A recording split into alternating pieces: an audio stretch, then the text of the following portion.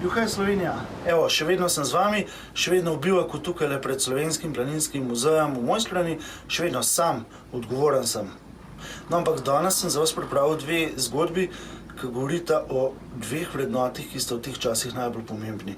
Ena je vztrajnost, druga pa sočutje.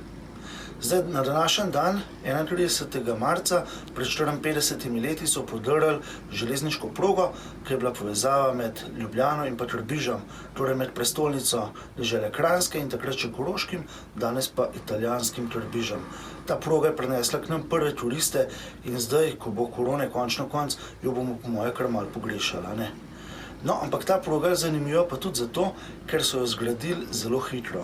V enem samem letu 102 km proge, 2 predora in številni železniški mostovi. Wow! No, tako vztrajni, kot so bili naši predniki, bomo mogli biti tudi mi in verjamem, da bomo. Druga zgodba pa govori o tem, da moramo v teh časih biti ne samo odgovorni, ampak tudi sočutni.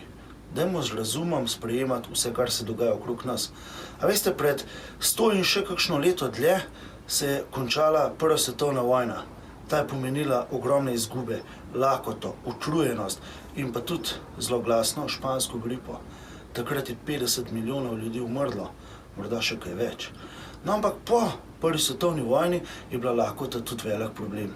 In v dunajskih zgodovinskih arhivih krožijo zgodbe, kjer piše, da so ljudje iz mest hodili na podeželja, prosili za hrano, Dunajčani, prebivalci Gradca in ostali. In težko je bilo priti do hrane. In menda so jih ljudje podili od hiš, podili tudi s psi.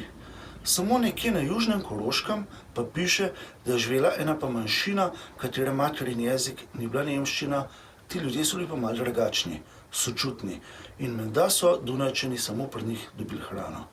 Evo, to so bili tisti Slovenci, kakršni moramo biti danes tudi mi.